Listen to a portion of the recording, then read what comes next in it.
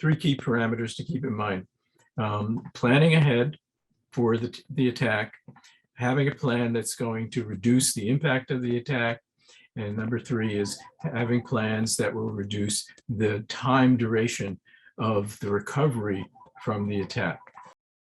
When the bad thing happens, once you realize that an adversary cyber attack has succeeded, whether you're in a large office or in a small campaign, what is the very first thing you should do?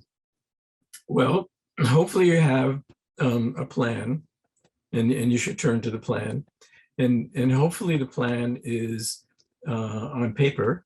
So you should carry your resilience plan with you at all times, which is a good reason for keeping it short, because you don't want to carry around a binder full of documentation all the time. Every good chief security officer of every major corporation has a paper plan in their briefcase at all times.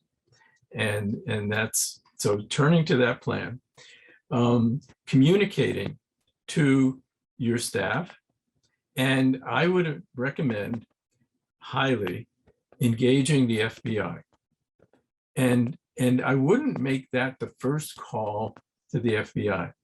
I think part of your anticipation phase or your preparation for the ultimate cyber attack is you should know your FBI agent in person.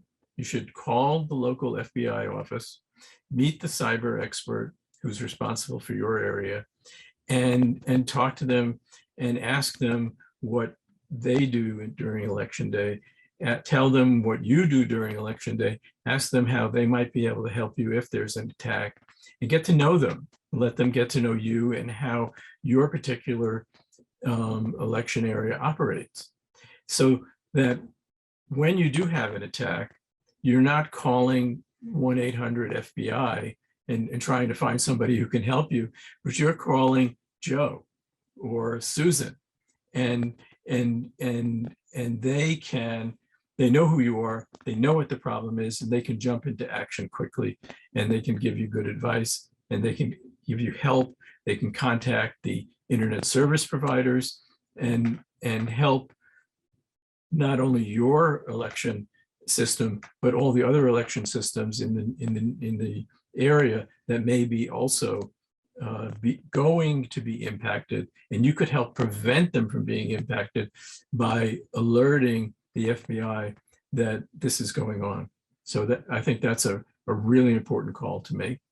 And then making sure you have a good way of communicating with your team to get them to implement the plan. And your team may be dispersed over several offices.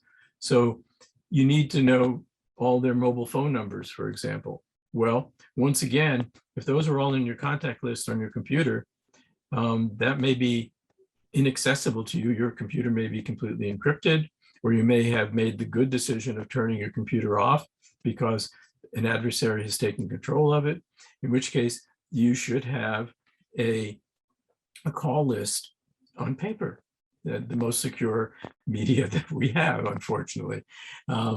It's been around a long time and it's worked for a long time. And you also have to consider the possibility that your mobile phone, your mobile device has been compromised, especially because you probably back up your mobile device to your computer. So as soon as the hacker has control of your computer, they've got control of your mobile device, or vice versa.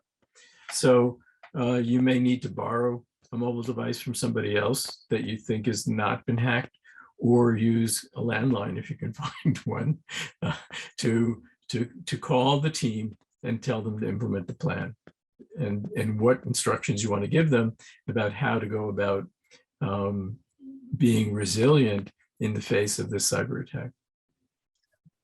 Boy, paper and landlines, everything old is new again. It's yes.